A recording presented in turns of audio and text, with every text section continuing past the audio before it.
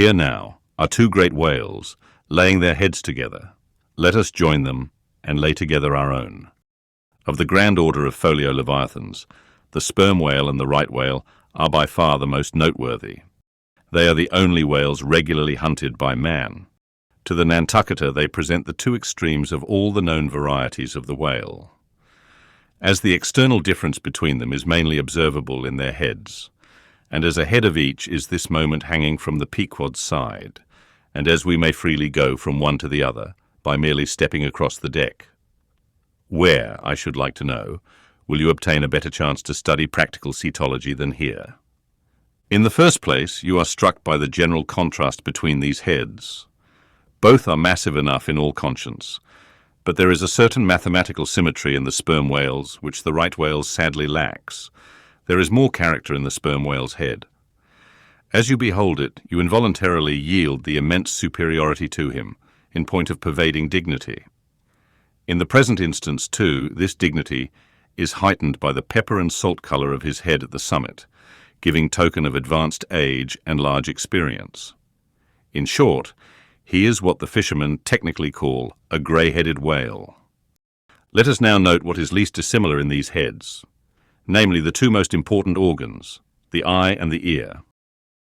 Far back on the side of the head, and low down, near the angle of either whale's jaw, if you narrowly search, you will at last see a lashless eye, which you would fancy to be a young colt's eye. So out of all proportion is it to the magnitude of the head. Now from this peculiar sideway position of the whale's eyes, it is plain that he can never see an object which is exactly ahead, no more than he can one exactly astern.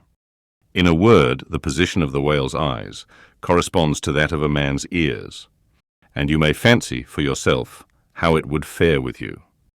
Did you sideways survey objects through your ears, you would find that you could only command some 30 degrees of vision in advance of the straight side line of sight, and about 30 more behind it.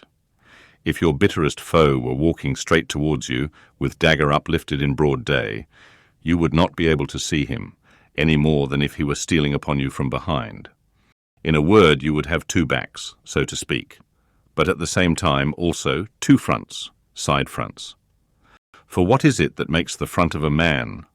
What indeed but his eyes? Moreover, while in most other animals that I can now think of, the eyes are so planted as imperceptibly to blend their visual power, so as to produce one picture and not two to the brain, the peculiar position of the whale's eyes, effectually divided as they are by many cubic feet of solid head, which towers between them like a great mountain separating two lakes in valleys. This, of course, must wholly separate the impressions which each independent organ imparts. The whale, therefore, must see one distinct picture on this side, and another distinct picture on that side, while all between must be profound darkness and nothingness to him. Man may, in effect, be said to look out on the world from a sentry box with two joined sashes for his window.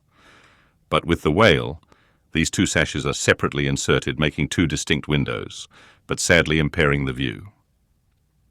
This peculiarity of the whale's eyes is a thing always to be borne in mind in the fishery, and to be remembered by the reader in some subsequent scenes. A curious and most puzzling question might be started concerning this visual matter as touching the Leviathan. But I must be content with a hint. So long as a man's eyes are open in the light, the act of seeing is involuntary. That is, he cannot then help mechanically seeing whatever objects are before him. Nevertheless, anyone's experience will teach him that though he can take in an undiscriminating sweep of things at one glance, it is quite impossible for him, attentively and completely, to examine any two things, however large or however small, at one and the same instant of time, never mind if they lie side by side and touch each other. But if you now come to separate these two objects and surround each by a circle of profound darkness, then, in order to see one of them, in such a manner as to bring your mind to bear on it, the other will be utterly excluded from your contemporary consciousness. How is it, then, with the whale?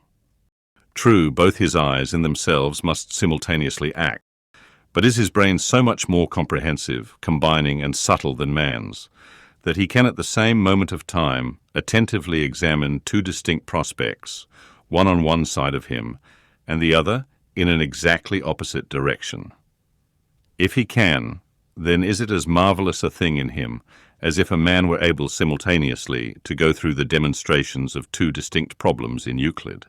Nor, strictly investigated, is there any incongruity in this comparison. It may be but an idle whim, but it has always seemed to me that the extraordinary vacillations of movement displayed by some whales when beset by 3 or 4 boats, the timidity and liability to queer frights so common to such whales.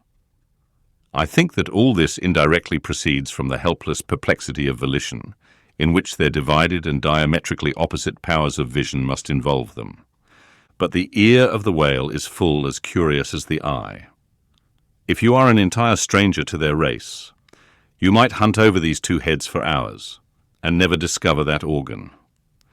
The ear has no external leaf whatever, and into the hole itself you can hardly insert a quill, so wondrously minute is it. It is lodged a little behind the eye. With respect to their ears, this important difference is to be observed between the sperm whale and the right. While the ear of the former has an external opening, that of the latter is entirely and evenly covered over with a membrane, so as to be quite imperceptible from without. Is it not curious that so vast a being as the whale should see the world through so small an eye, and hear the thunder through an ear which is smaller than a hare's? But if his eyes were broad as the lens of Herschel's great telescope, and his ears capacious as the porches of cathedrals, would that make him any longer of sight, or sharper of hearing? Not at all. Why then do you try to enlarge your mind, subtilize it?